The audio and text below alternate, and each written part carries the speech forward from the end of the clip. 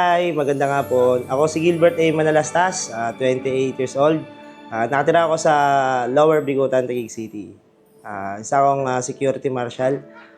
Then, 3 years na rin ako, almost 4 years na rin pala akong tatrabaho dito sa Arca. Sa 4 na taong kong pagtatrabaho dito sa Arca South, sa loob ng 4 na taong, hindi ko na-experience magpasko na kasama ang pamilya ko. Kasi, ginawa ko, sinacrifice ko yung araw na special para matugunan naman yung araw ng iba. O, syempre, kailangan din naman ng konting sakripisyo. Hindi naman laging Pasko, hindi naman laging blessing sa atin. Kailangan ng konting sakripisyo para sa pamilya. Ako yung kompleto kami. Nagkaroon kami ng family reunion. Sama ko buong pamilya ko, pamilya ng magulang ko, pamilya ng side nila. Enjoy, sobra. Kasi bihira lang kami mabuhay. Para 8 taon na ata ako nun. 8 years old ako nung huling na-experience yung ganun kasaya. Nakasama ko yung pamilya ko.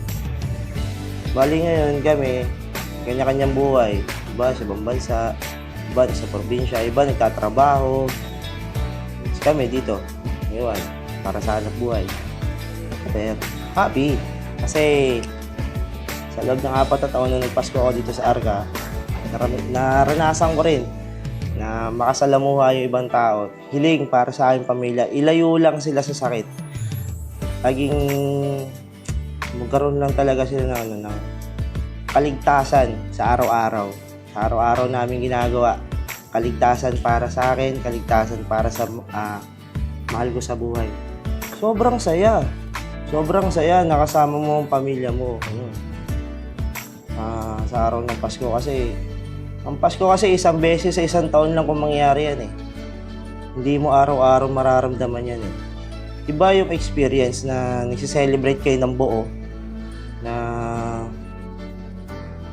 makikita mo talaga na masaya kayo, nag-e-enjoy kayo. Sa isang buong araw ng 25 na yun, kita mo yung buong pamilya mo. May excitement, happiness.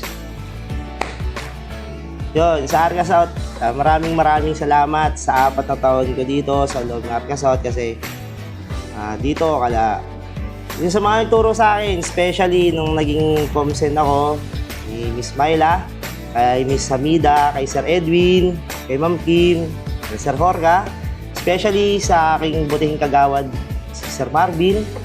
Yan. Dami ako natutunan sa admin. Sa aking commander, na si Sir Tagaban. Yan, maraming salamat kasi in-expose mo ako, binigyan mo ako ng experience na umupo sa ganyang pwesto, tulad ng pwesto mo ngayon. Kay Ma'am Rodessa. Medyo naging sakit ako sa ulo, madam, pero maraming salamat pa rin sa'yo kasi may mga bagay na sinusuporta mo pa rin ako pag sobrang kailangan talaga. Kaya kay Miss Maida Asakil, yan, thank you kasi kapag wala ako, nandiyan ka. Meron ka, may suporta kang binibigay sa amin lahat. Madami rin kami natutunan kay Miss Maida. Bukod sa kalokohan. May mga learnings din kami regarding sa pagiging medic. Yung mga tinuturo sa amin pagdating sa office. Dami kami natutunan kay Miss Maida, lalo na kay Sir Mukalam. Sir Mukalam, especially sa mga katrabaho dito, napakatagal na sa loob ng Arca South. Maraming salamat sa knowledgeable na binigay niya sa amin. Lalo na sa akin, bibit-biting ko yun. Saan man ako mapunta. Peace!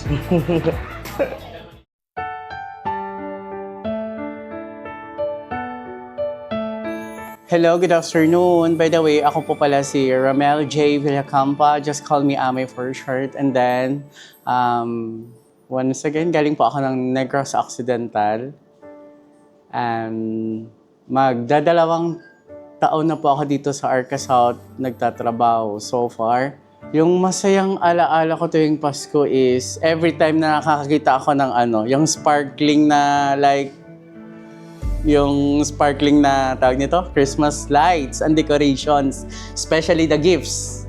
Kasi pag nakikita ko yon, parang doon na pumapasok yung essence ng Christmas. Yung mafe-feel mo yung ang saya. Tapos maalala ko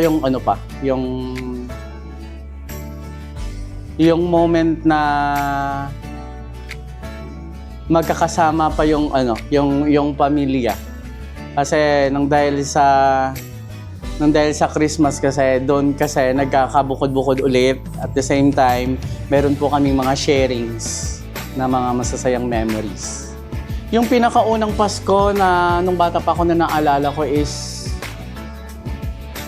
yung buhay pa yung lola ko. Para kasi siya yung gumabay sa akin noon eh. Siya yung naggabay sa akin paano mamulat sa kabutihan ng buhay, paano humarap sa hamon ng buhay. Kasi nang dahil sa lola ko, doon po ako nagkaroon po ng tibay ng loob. Lalong-lalo na po sa mga kabutihang asal na ibinigay niya, yung pananampalataya doon sa Diyos. Kasi yung lola ko po, kasi religious po siya so far. At the same time, nung nawala siya, ayun, yung parang nahinto yung mundo ko noon kasi sabi ko, paano yung mabubuo yung ulit yung unang Pasko ko pag hindi ko po kasama yung lola ko kasi masarap magmahal kasi yung lola. Ayun, namimiss ko yung kapiling ng lola ko.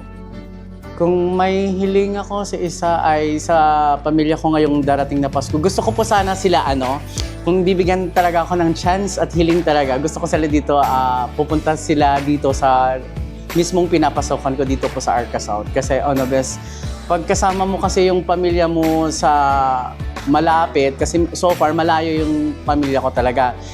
Kung bibigyan ulit ako ng chance na makakasama ko sila, gusto ko dito i-spend yung Christmas ko kasi dito ako nagkaroon ng maraming experience. Nagkaroon po ako dito ng experience sa trabaho, sa mga kasamahan ko, although tawag dito, yung yung mga practice.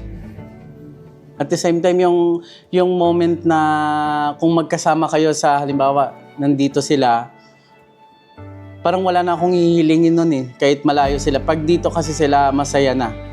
At saka gusto ko kasi i-proud sa kanila yung Arca South kasi dito ako humubog ng maraming masasayang alaala. Lalo na sa ngayon na lalong gumaganda yung takbo dito. Yung unti-unti kong naa-adapt yung mga buhay Maynila, ganyan.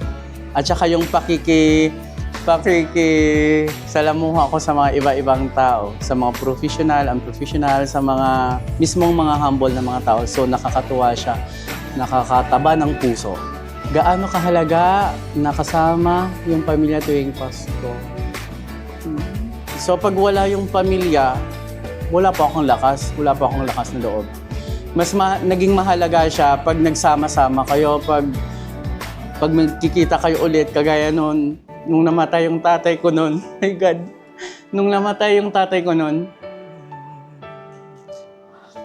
halos itatapon ko yung mga bagay na naging malakas ako noon. Parang ramdam ko kasi noon yung tipong wala na akong kwenta, wala na akong silbi kasi hindi na buo yung pamilya ko sa darating na Pasko. At the same time, ang sakit noon sa pakaramdam na bigla na lang siya nawala. So sabi ko, hindi, kakayanin ko to. Challenge lang to kasi alam ko sa sarili ko na yung lahat ng mga plano to, na plano na to ni Papa Jesus eh. Kaya mas lalo akong tumatapang, lalo akong tumitibay sa hamon ng buhay ko dito. Iba nga kasi yung pagmamahal na kasama ng pamilya na sa essence ng Pasko mo lang mismo siya mararamdaman. Kasi iba pag sinabi yung Pasko, related po talaga siya pagmamahalan, pagbibigayan, yung pagpapahalaga mo sa bawat tao, lalong-lalo na sa pagmamahalan ng bawat pamilya. So, mas maswerte pa rin ako kasi kahit wala na po akong tatay, pakiramdam ko po sa sarili ko, buo pa rin ako kasi marami pong mga totoong taong nakapaligid sa akin na handang dumamay, handang tumulong at I'm so blessed for that. Pagpakatatag ko, yung pag-prayer ko noon, kasi masakit yun eh. Sa ngayon, kahit wala na po akong tatay, mas lalo kong nilalapit ko yung sarili ko sa mga kuya-kuya ko sa trabaho. Like, kay Kuya Celso, I'm so thankful for him. Kasi nung mga panahon na yon, siya yung sandalan ko. Sa mga kasamahan ko na nagbigay din sa akin ng inspirasyon, para umahon kay Sir Flores, sa supervisor namin. At the same time, dito sa mga admin, kasi napaka-humble po ng mga tao dito sa admin. I'm so glad na nakilala ko po sila. 5 years pa lang sino ako at kung bibigyan ako ng chance, gusto ko na magpakatotoo kasi nakakapagod din pag ganito ako eh. Kalaban ko kasi yung damdamin ko, girl. As ang tanda ko na rin, gusto ko na rin bumuo ng family kahit ganito ako kasi ayokong dayain yung sarili ko. Lagi akong nasasaktan. Kasi gusto ko na rin magkabuo din ng pamilya para doon ko ma-treasure talaga kung ano yung pakiramdam na may sarili kang responsibilities. At the same time, tumatanda na rin ako. Kaya kailangan ko na ng baby. Ang kwento ko po nung dati, nung magkasama pa kami ng tatay ko, complete yung family ko noon. Masaya. Masaya siya kasi meron kaming mga exchange gift. At the same time, may mga tawanan, mga plays. Tapos, ang saya noon sa pakiramdam kasi nakikita ko pa silang masaya sila. Kami lahat. At saka, pag nagsiselebrate kasi kami noon, gigisingin kami noon ng mga magulang namin sabay. Magbibigay kami ng kiss, yakap, ganyan. Tapos babati lalo na yung tatay ko kasi malambing yung tatay ko eh. Dahil sasabihin na may gising na, Merry Christmas, Happy New Year, tapos sabay kang yayakapin, tapos ikikiss.